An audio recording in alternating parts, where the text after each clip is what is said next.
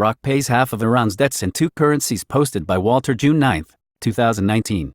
Iran currently receives the electricity export dues to Iraq in the Iraqi dinar and the euro, said Assistant Energy Minister Humayun Hari. Noting that Baghdad has paid up to 50% of its total debts in this regard, Hari said in a statement to the Fars news agency on Sunday that the volume of electricity exports to neighboring countries of 1,200 megawatts in exchange for the import of 350 megawatts. Iraq is the only country exempted from U.S. sanctions on Iran, with Baghdad continuing to import natural gas and electricity from Tehran under a U.S. exemption ending on June 19. On May 2, the United States decided to end all exemptions granted to some countries for the import of Iranian oil as part of tougher sanctions on Tehran over its nuclear program. Washington has signaled tough sanctions on any country that does not comply with this resolution, with the exception of Iraq. During his recent visit to Baghdad in early May, U.S. Secretary of State Mike Pompeo assured Iraqi officials that his country plans to renew the exemption granted to Iraq for importing gas and electricity from Iran. The Iraqi electricity sector suffers from extremely poor conditions after many years of financial and administrative corruption in the country, as well as more than 3 years of war on the Daesh organization, which led to the destruction of infrastructure in many of the provinces occupied by the organization in the north and west of the country. Residents also suffer from power cuts for long hours during the day because of the huge deficit of the oil-rich state in the production of electricity. The prolonged blackout during the hot summer hours last summer led to demonstrations in some provinces, marred by violence and clashes with security forces as part of its efforts to meet the electricity production deficit. Iraq is importing 28 million cubic feet of natural gas per day, which is set to increase to 35 million cubic feet in June to operate the country's power plants. Iraq 1,200 megawatts of electricity from Iran. The United States reimposed sanctions on Iran after U.S. President Donald Trump withdrew in May 2018 from a nuclear deal in 2015.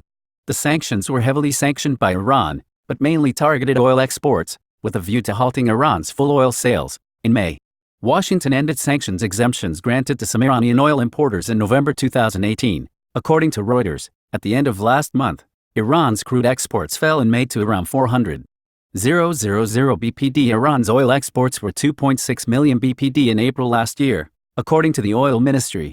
In a new measure to expand sanctions, the U.S. administration on Friday listed Iran's largest petrochemical holding company on its sanctions list, accusing it of indirectly supporting the Revolutionary Guards. Washington said the move was aimed at drying up the IRGC's revenues, but analysts describe the decision as largely symbolic. The new sanctions were taken by the Persian Gulf Petrochemical Industries Group, PIG, and 39 subsidiary companies, as well as agents outside Iran. According to Al Hurra, Iraqi Prime Minister Adel Abdul Mahdi confirmed during his meeting with Iran's first vice president, Ishaq Jahangiri, that Iraq rejects Axis policy and aggression against any country, stressing that Iraq is outside the sanctions regime on Iran. IMF urges G20 to give priority to resolving trade disputes, posted by Walter, June 9, 2019. Arab and International Economy News. Baghdad. IMF Director Christine Lagarde has called on the group of 20 major economies to give priority to resolving trade disputes to mitigate risks to global growth. We have met at a time when the global economy is showing signs of stability and growth is expected to be strengthened, Lagarde said in a statement after a meeting of G20 finance ministers and central bank governors. While this is good news, the road ahead is still fraught with difficulties and risks. To mitigate these risks, she stressed that resolving current trade disputes should be a top priority, including eliminating existing fees and avoiding new fees, she said, adding that work was also needed to modernize the international trading system.